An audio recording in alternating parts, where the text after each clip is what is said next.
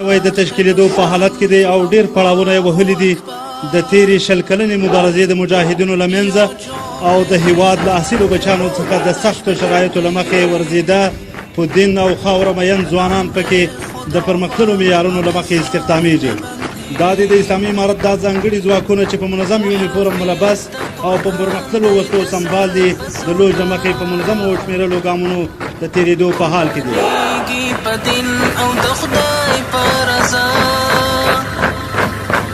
شجاعت او جذبه رښتیا ایمانی د اوتل کی چتن کړي پمینا ستی بهادر دلري لوی تاریخ میړنای د کلونو ور پاتې جګړو